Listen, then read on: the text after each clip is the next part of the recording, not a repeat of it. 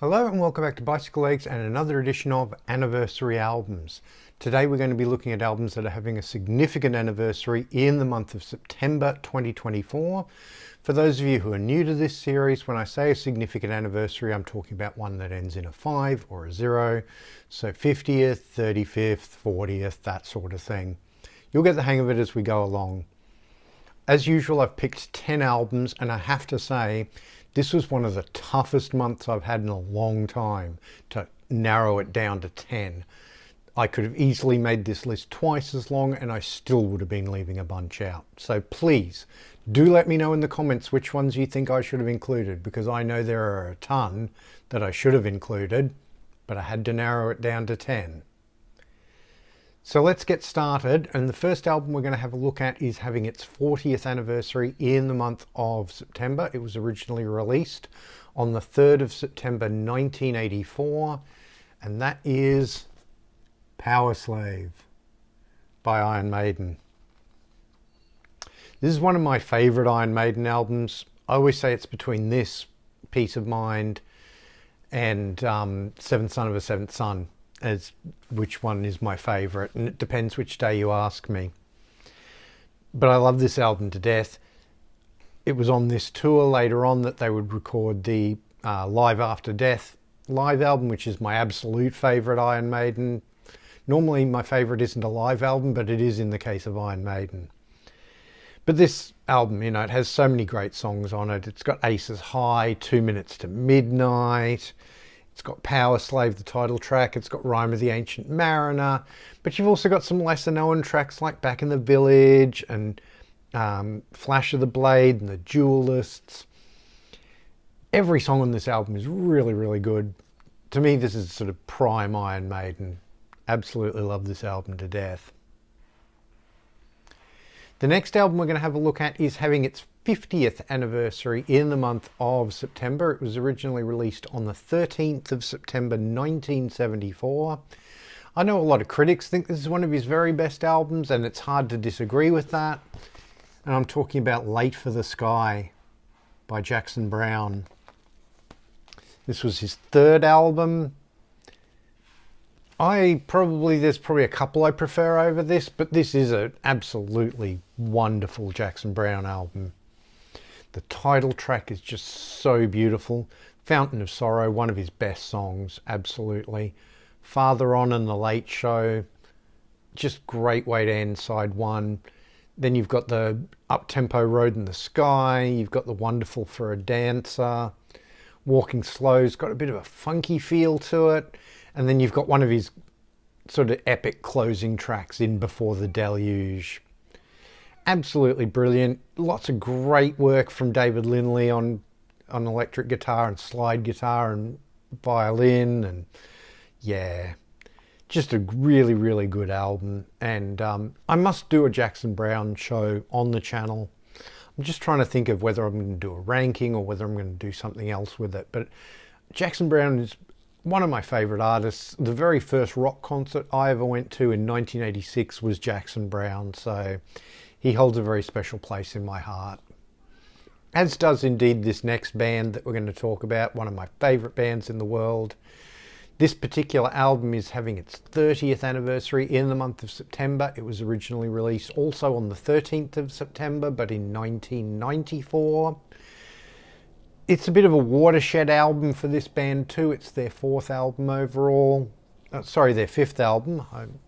And that is John Henry by They Might Be Giants.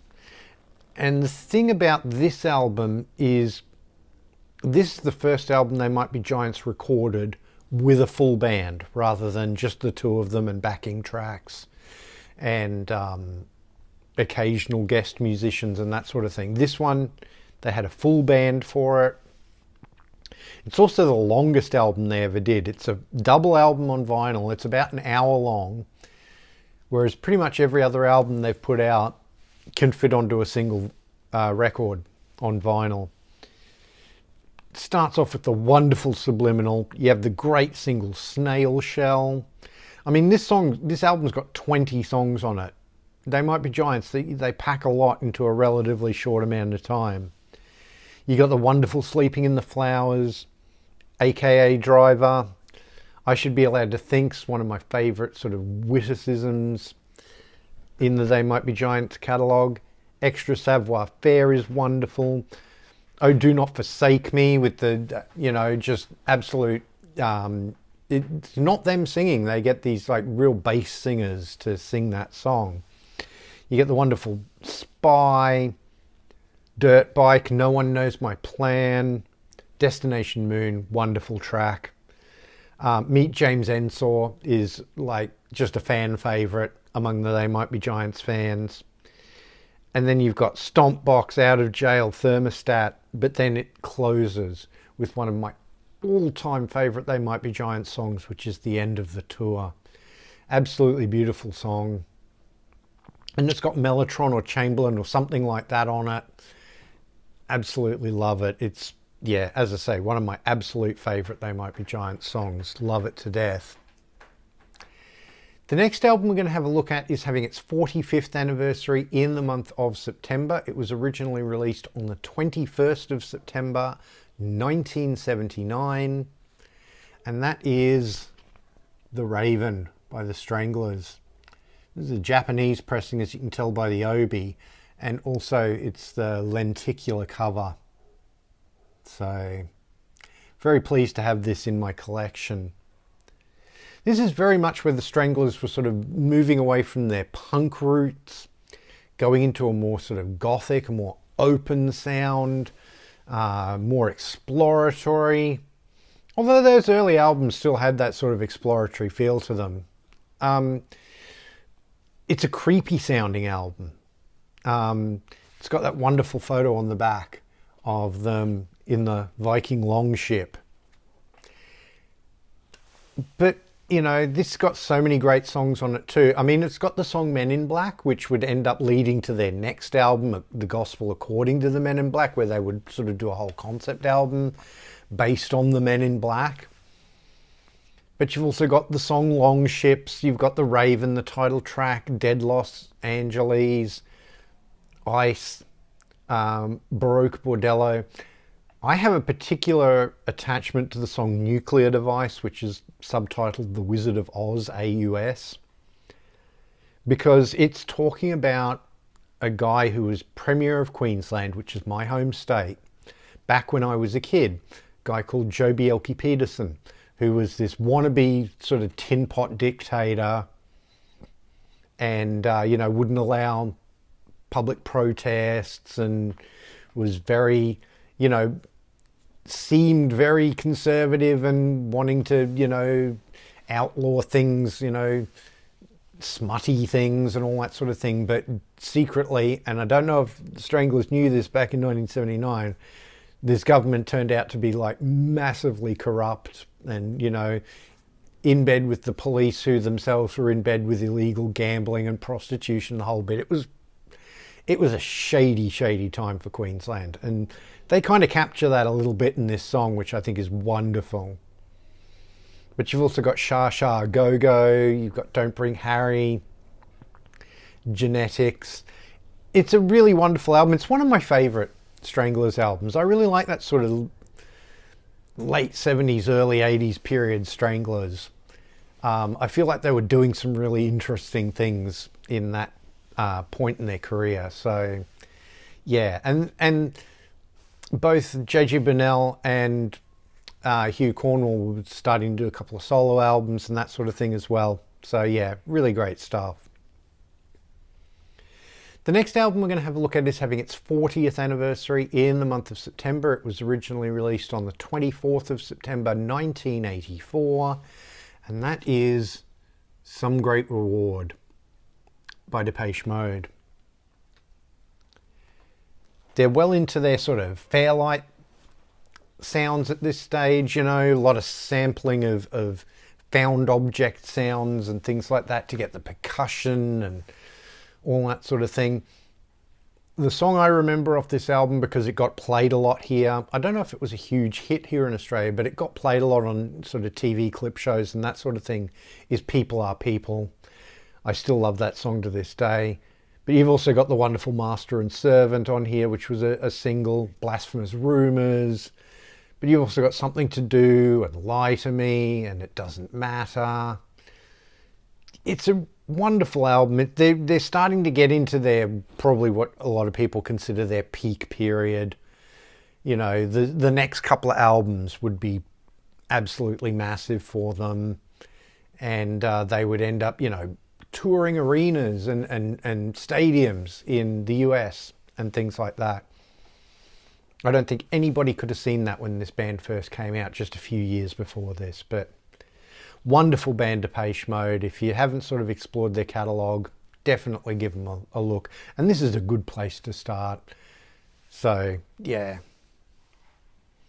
The next album we're going to have a look at, in fact, the next two albums we're going to have a look at were both released on exactly the same day, which is the 25th of September 1989. They're both watershed albums for these bands too, I think. Certainly this one is, because I'm talking about Season's End by Marillion. Obviously very notable as the first Marillion album with Steve Hogarth on vocals. Fish had left the band by this stage. I am a big fan of the Steve Hogarth era, and I think they get off to a wonderful start. I mean, any album that starts with The King of Sunset Town's all right in my books. Love that song. You've got the beautiful Easter. You've got the haunting Uninvited Guest, which lyrically is actually about the AIDS epidemic. You've got the wonderful Season's End, which is about sort of climate change, and they were talking about that in 1989. Side 2, you get Holloway Girl, which is wonderful, Berlin. You get the incredible rocking, almost heavy metal Hooks in You. And then you get the Space. What just a great way to close out the album.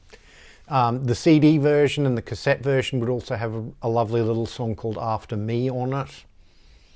But just top to bottom, a brilliant, brilliant Marillion album. And what a way to announce yourself with your new lead singer. Just a great album. Definitely a top 10 Marillion album for me. Love it.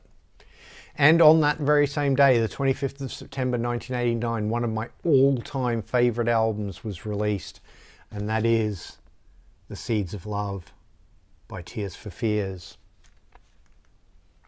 I won't go into this album too much because I actually have done a favourite albums of all time show on this album.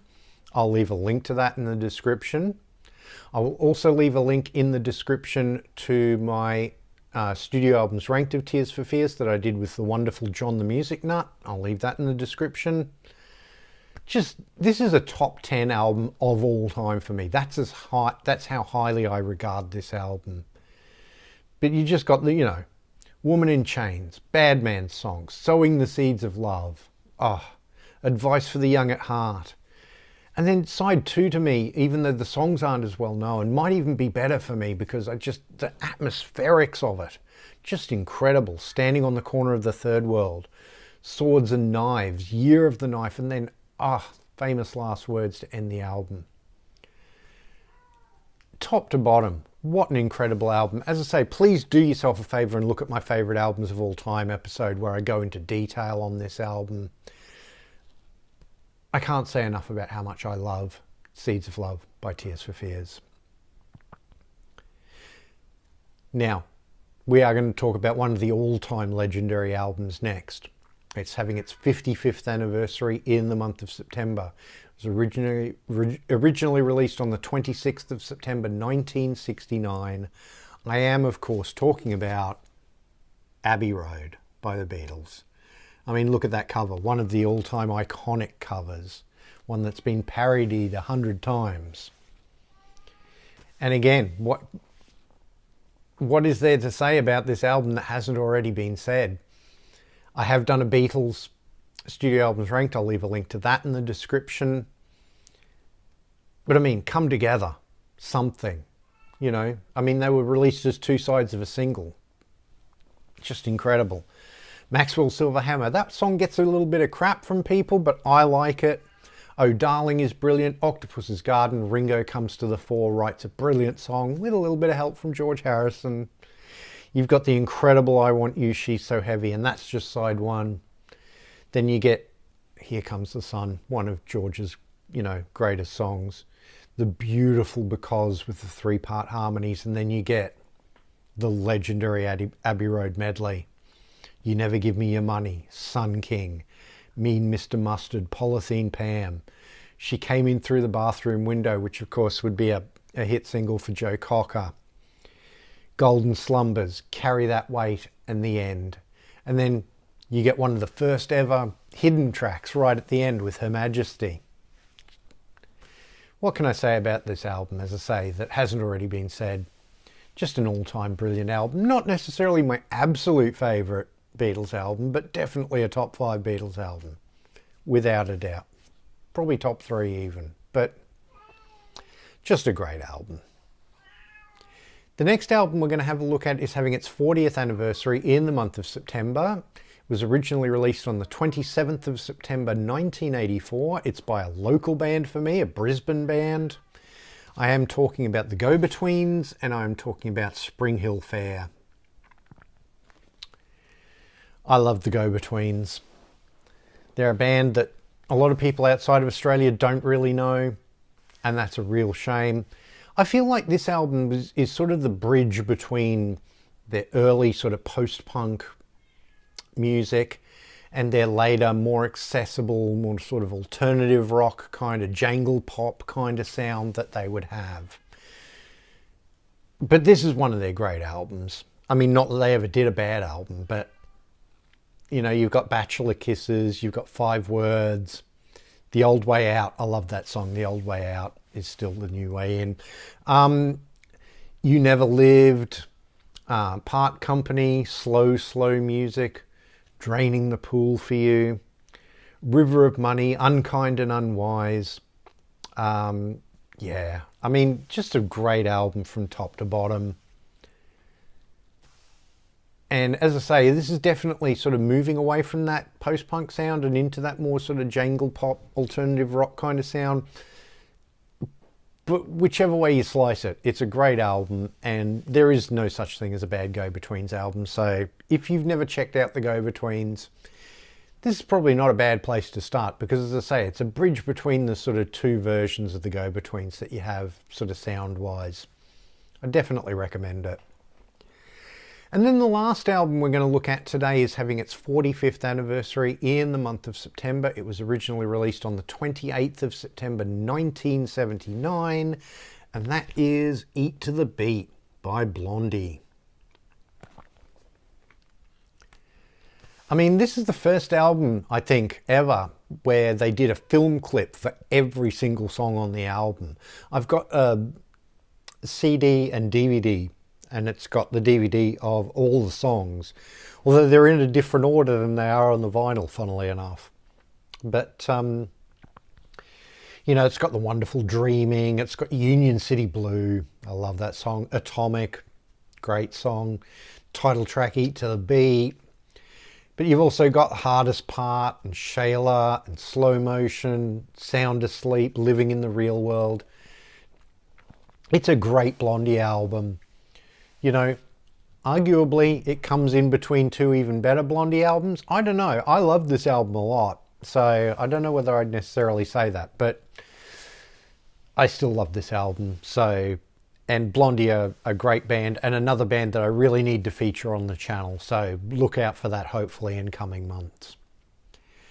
So there you have it. Those are my 10 anniversary albums for the month of September 2024. As I say, I left an absolute ton out, so please do let me know in the comments which ones you think I should have included. Also let me know which one of these you like, which ones maybe you don't care for so much. I always love it when you give me your suggestions, because sometimes you pick things that were on my longer list, and sometimes you pick albums that I never even thought of. And I love it when you do that, because it makes me go and check those albums out. Please do like, share and subscribe. It really does help the channel out. If you're new to the channel, please go and have a look at some of my other videos. I have everything playlisted, so if you want to look at some of my other anniversary albums, I have a playlist for those. If you want to see some of my bicyclelegs Discovers Rush series, I have a playlist for those. And if you want to see my appearances on other people's channels, I also have a playlist for those. If you want to follow me on social media, I'm at bicyclelegs on Instagram, Twitter, and a bunch of other places. I also have a dedicated bicyclelegs Facebook page. Links are all in the doobly-doo. Please do give those all a follow and join in the conversation. I'd really love to have you there. Thank you very much for watching, and I'll see you in the next one.